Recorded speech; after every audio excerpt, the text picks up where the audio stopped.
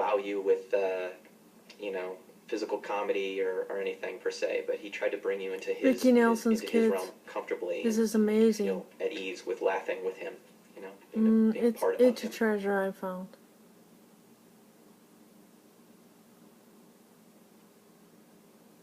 If I could have sounded like somebody at the time, it probably would have been Rick.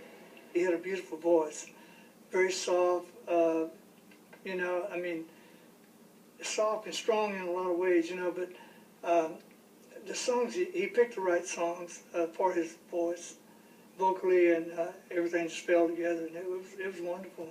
He didn't have to try too hard. These are which his was the twins. really cool thing. You know, he was They're identical. not trying to be anybody else when he They actually sound got in like front him of when the they mic. sing. He just did his thing. And fortunately, his thing was brilliant. You know, it just really worked. I know that, you know, he closed his eyes a lot, but, you know, I don't know why he actually did that, but he would really get into the song, the feeling of it and the mood.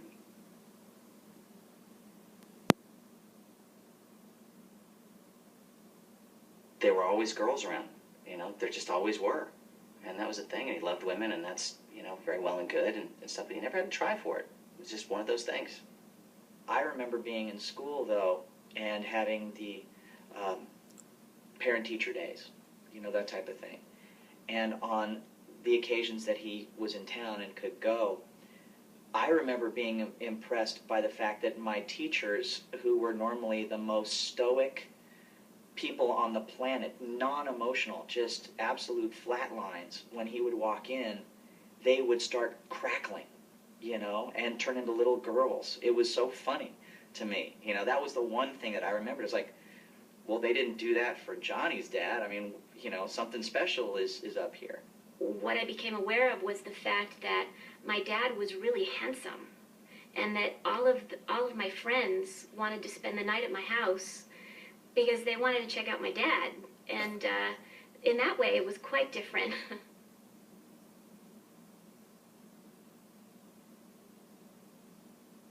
I think that he had just gotten to a place where he just felt a little silly calling himself Ricky when he was 21 years old. I know that it symbolized supposedly a turning point in his career where he was going to go a different way. He was really cognizant of what his place was and how much pressure he had. And I really think he felt like an adult. And I think to a certain degree, he felt that Ricky was demeaning, little Ricky, and all that stuff. And he was making some vital music. So I think that was his personal rebellion. Looking at the parallels musically, I think that he had to do something considering the British invasion was happening, and a lot of the people that were successful at the time really didn't know what to make of it too much. So it was something to do. I know that, personally speaking, you know, his friends called him Rick anyways. So I think that was a natural thing, and I know that he held on to that defiantly for a long time, especially through like the Garden Party phase of his career, kind of a reinvention situation. But towards the end of his life, he went back to calling himself Ricky, and I used to say, you know, I used to ask questions, of course, why. I never asked him. I wanted to be respectful. It's like, call yourself what you want, but I, you know, asked his manager, why Ricky again? And the story of how the Y got back onto his name is just so great to me. When he met his childhood idol, when he met Carl Perkins, and it was at a reunion of the class of '55 or something for Sun Records, and he was the only non-Sun guy that was invited.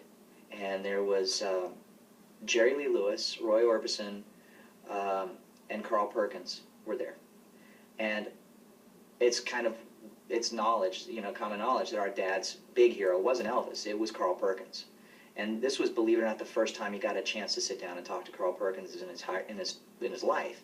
It was a late night session in the studio, and Carl found himself in the studio alone with my dad. My dad was like, didn't know what to say, and Carl leaned into my dad and went, well, Ricky, looks like we're the last two real rockabillys left.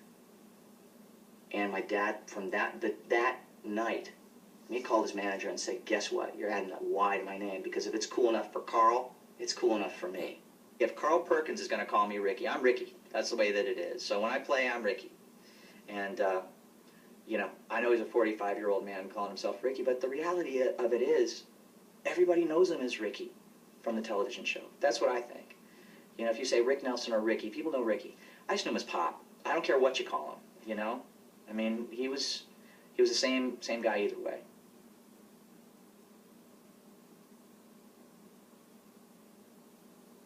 I admire his passion for doing what he believed in. I think that's magical, and I'm proud of that success for him, because in my eyes it surpasses all of the other stuff, all of the obvious success, all of the